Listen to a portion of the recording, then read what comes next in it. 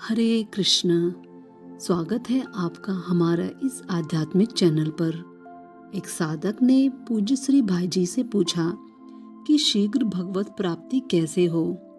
पूज्य श्री भाई जी उत्तर देते हैं कि यह मैं आपको कैसे बताऊं, यह तो भगवान के अधिकार की चीज है और एकमात्र उन्हीं की कृपा से ही हो सकती है। भगवान के बदले में हमारे पास ऐसी कौन सी चीज है जिसे देकर हम भगवान को पालें। उनकी अकारण कृपा पर विश्वास और उनको पाने की एकांत लालसा, ये दोनों ही ऐसे साधन हैं जिनसे भगवान के शीघ्र मिलने की संभावना की जा सकती है। अपने पुरुषार्थ से भगवान को प्राप्त करना कठिन है। अपना सारा पुरुषार्थ उनके चरणों पर निक्षेप करके उनकी महती कृपा की प्रतीक्षा करनी चाहिए और चित्त में ऐसी व्याकुलता उत्पन्न होनी चाहिए कि भगवान के बिना एक क्षण भी रहा न जाए। ऐसी उत्कट उत्कंठा होनी चाहिए जैसे प्यासे को जल की होती है।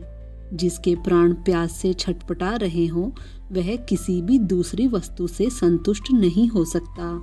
अथवा मछली जल के लिए जैसे छटपटाती है, उसी प्रकार भगवान के लिए प्राणों में छटपटाहट होनी चाहिए।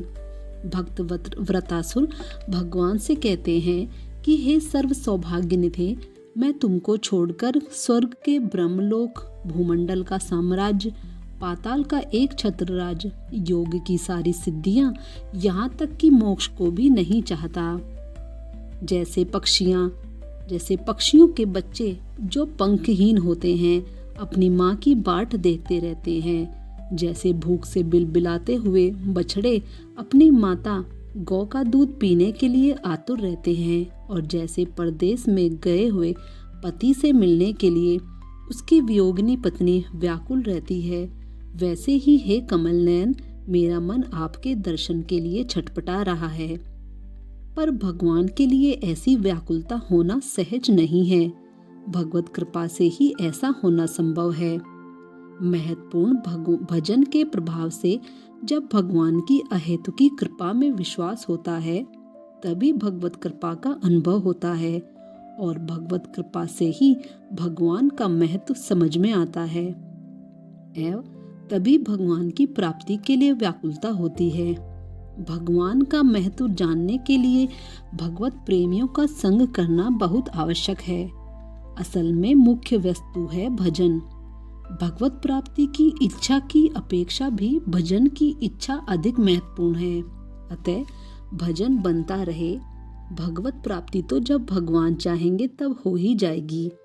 भजन करना तो हमारे अधिकार में है।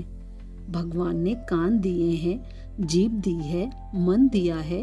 इनके द्वारा भगवत गुण श्रवण, भगवान नाम गुण गान और भगवत स्वरूप का मनन ध्यान करना हमारा काम है। इसमें हम जितना भी आलस्य प्रमाद करते हैं उतने ही कर्तव्य से गिरते हैं। भगवान से भी यही मांगना चाहिए कि भजन निरंतर बनता रहे। भजन में कोई शर्त ना हो।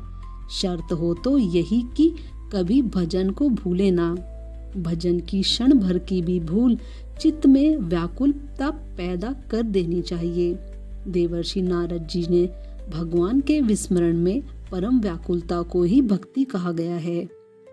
शर्त न रहने से भजन छूटेगा नहीं। जिस भजन से कोई दूसरा फल पाने की इच्छा होती है, मनोकूल फल ना मिलने पर या उसके मिलने में देर होने से वह भजन तो छूट सकता है, परंतु जिस भजन का उद्देश्य ही भजन हो वह कैसे छूटेगा। वह तो जितना बढ़ेगा उतना ही उसकी प्रवृत्ति बढ़ेगी, क्योंकि वही तो प्राप्त करने की वस्तु है। लाभ में लोभ बढ़ता है, इसी तरह भजन से भजन बढ़ेगा और जहाँ भजन है वहाँ भगवान है ही। अतः विश्वास करके भगवत भजन करने में ही दत्त चित्त होना चाहिए और भगवत प्राप्ति वो तो भगवान स्वतः ही करा देंगे। हरे कृष्ण।